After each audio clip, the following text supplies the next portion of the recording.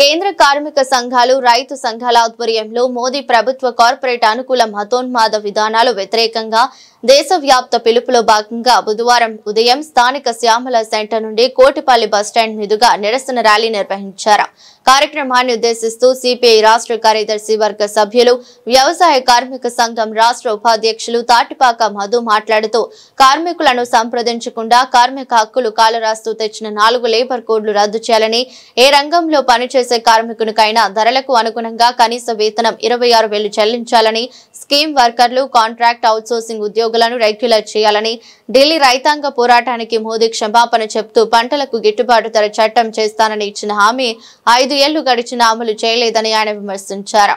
కార్యక్రమంలో సిఐటియు జిల్లా ప్రధాన కార్యదర్శి బి పవన్, సిపిఐ నగర కార్యదర్శి వి కొండలరావు, సహాయ కార్యదర్శి పి లావణ్య, జట్ల సంఘం ప్రధాన కార్యదర్శి సప్ప రమణ, ఏఐవైఎఫ్ జిల్లా అధ్యక్ష కార్యదర్శులు కె శ్రీనివాస్, పి త్రిమూర్తులు, ప్రజానాట్య మండలి కార్యదర్శి ఎస్ నవరోజీ, ఐఎఫ్టియు నాయకులు ఏవి రమణ, చీకట్ల వెంకటేశ్వరరావు, ఐఎన్టీయూసీ నాయకులు వాసంశెట్టి గంగాధర్, శివకుమార్ గౌడ్, సిఐటియు మూర్తి, సుందర్ బాబు, జట్ల సంఘం అధికార బడి నల్ల రామారావు, పి దేముడు, బాబు వెంకటరావు, కొండవతి రైతు కూలి సంఘం జె సతిబాబు, ఐ రమణ, పౌర హక్కుల సంఘం శ్రీమాన్ నారాయణ తదితరులు పాల్గొన్నారు.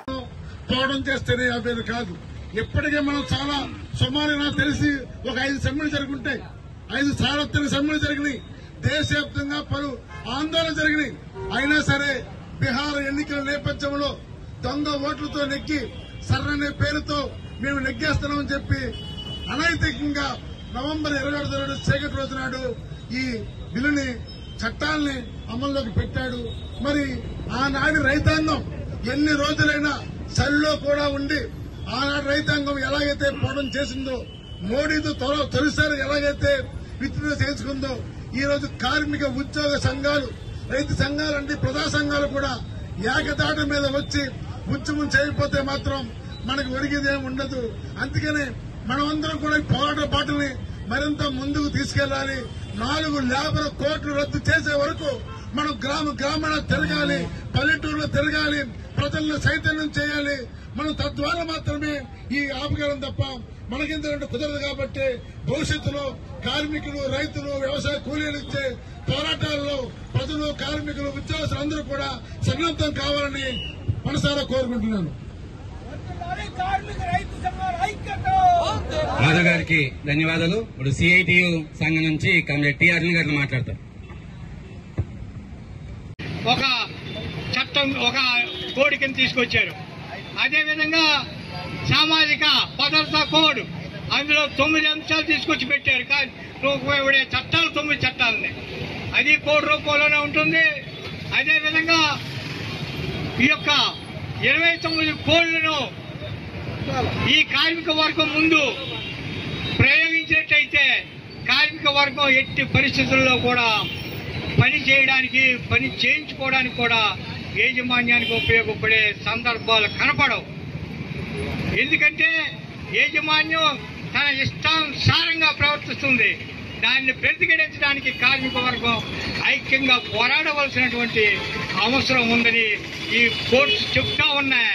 ఎందుకు చెప్తా ఉన్నాయంటే భారత ప్రభుత్వం, ఆర్ఎస్ఎస్ బీజేపీ ప్రభుత్వం ఒక పక్క నుంచి చట్టాలు అనే మాట అవగాహన లేకుండా చట్టం అంటే ఖచ్చితంగా అమలు చేయాలి, చేయించుకోవడానికి పోరాడాలి.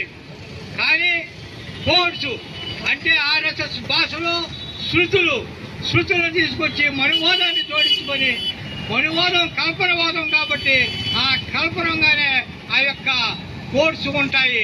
దాని మీద ఎవరు పోరాడడానికి కానీ ముందుకు వెళ్ళడానికి కూడా అవకాశం లేనట్టే ఈ లేబర్ కోడ్స్ తీసుకొచ్చారు. ఈ లేబర్ కోడ్స్ యొక్క పరిణామాలు కార్మిక వర్గాన్ని నాశనం చేయడానికి, వాళ్ళ కడుపులు కొట్టడానికి, అలాగే ప్రజల యొక్క సంపదను కొల్లగొట్టి కార్పొరేట్ జేబులకు అప్పచెప్పడానికి ఈ నరేంద్ర మోడీ గారు ఈ ఫాసిస్టు బీజేపీ నల్ల చట్టాలను తీసుకొచ్చారు. ఈ నల్ల చట్టాలంటే ఈ నల్ల కోళ్లు. ఈ కోళ్లు గత 21 శుక్రవారం నాడు ఈ పార్లమెంట్ లో ప్రవేశపెట్టడం, అది రాష్ట్రానికి బాధ్యతగా వారం రోజుల్లో ఈ యొక్క కోళ్లు అమలు చేసే ప్రక్రియ ప్రారంభించాలని చెప్పేసి ఒక పక్క నుంచి ఆదేశాలు ఇవ్వడం జరిగింది. ఇది చాలా దురదృష్టకరము.